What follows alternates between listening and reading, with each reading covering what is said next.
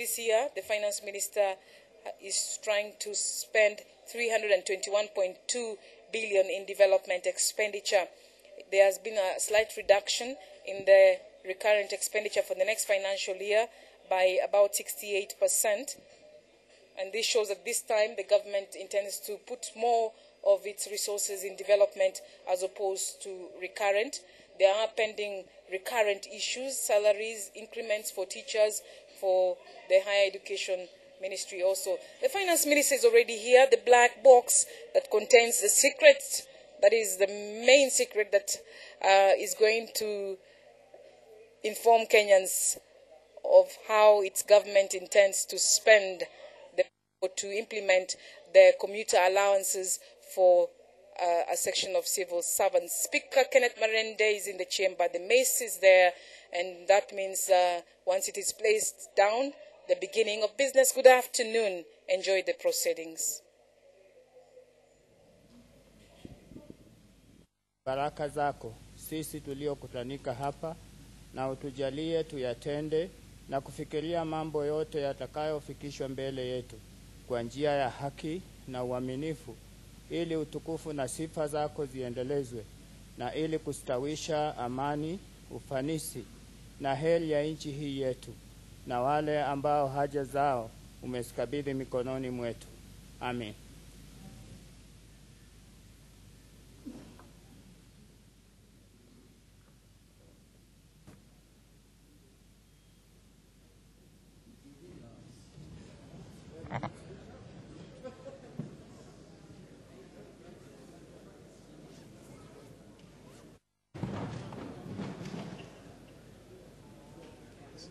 Order number 3, petitions. Order number 4, papers. Order number 5, notices of motion.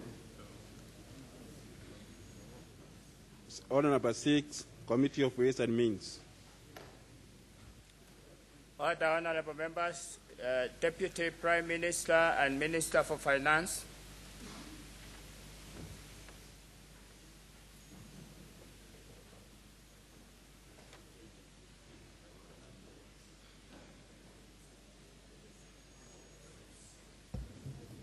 Mr. Speaker, I do beg now, Mr. Speaker, that Mr. Speaker do now leave the chair. Mr. Speaker, I am once again honored to present to this august House the national budget, the 2010-2011 national budget. Mr. Speaker, comes against the backdrop of improved economic environment both at the global and domestic levels. There is, Mr. Speaker, a strong indication that measures undertaken at the global level, as well as those that we have resolved to implement ourselves, are, Mr. Speaker, beginning to bear fruit. Mr. Speaker, we are today presenting this year's budget in a completely different setting. We have, Mr. Speaker, received above-average rains since November of last year that now puts us in a much stronger position in terms of water availability, cheaper electricity, and food security.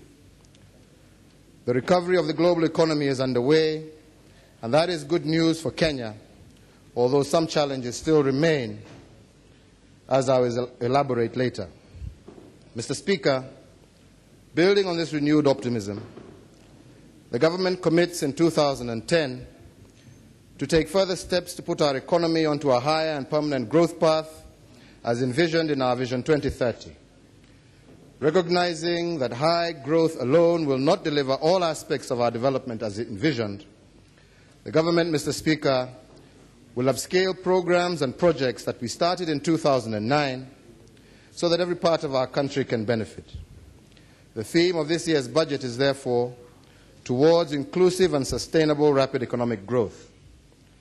Mr. Speaker, just to highlight recent economic developments, with regard to the global economy, Mr. Speaker, it is important at the onset to take stock of the economic developments at the global scene, which may have direct bearing on our domestic economy going forward.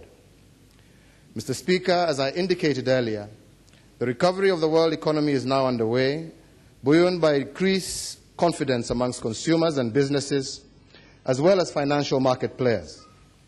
The growth of the global output is projected to reach 4.2% and 4.3% in 2010-2011, and respectively up from 0.6% in 2009.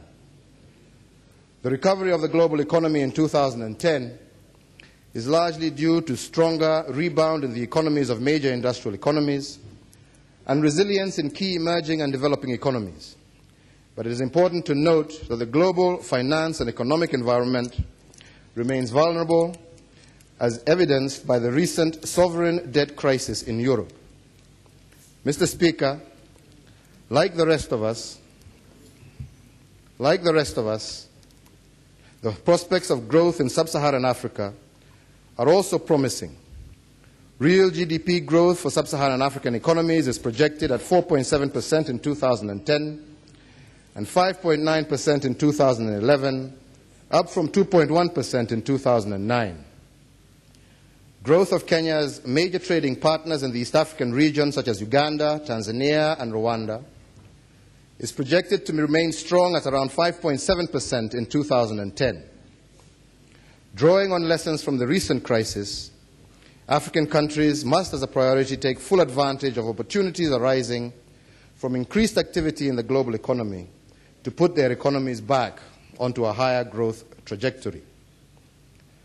Mr. Speaker, with regard to the domestic economy, the Kenyan economy also recovered, although modestly, from the recent global recession and other exogenous shocks, growing by 2.6% in 2009, up from 1.6% in 2008. The recovery was driven mainly by growth in transport and communication, trade and building and construction sectors.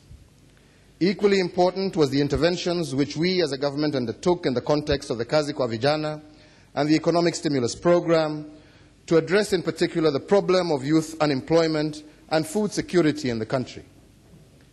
Underpinning our ability to proactively intervene was a prevailing sound fiscal position, including low public debt level and a stable banking system. Mr. Speaker, our prudent management of fiscal and monetary policies has ensured price stability. Indeed, the overall inflation rate eased, falling from 14.6% in February of 2009 to 5.3% in December of 2009, and further to 3.9% in May of 2010. Mr. Speaker, reduced prices of food items in the first half of the 2010, which were the main driving force in 2009, complemented monetary policy to bring down inflation. Mr. Speaker, interest rates also declined significantly in 2009-10, with the average 90-day Treasury bill rate easing from 8.5% in January of 2009 to 5.2% in May of 2010. This outcome was largely the result of prudent fiscal policy management. Mr. Speaker, the external sector improved, registering an overall surplus of US $465 million in 2009 compared to a deficit of US $513 million in 2008. Official foreign exchange reserves rose by over 30% to reach US $3.8 billion by the end of April 2010, compared with US $2.9 billion in April of 2009. Mr. Speaker, to tackle this problem, I will be putting in place several measures. Firstly, all outstanding refunds audited and firmed up as payable by the end of June 2010 will be cleared by the end of July 2010.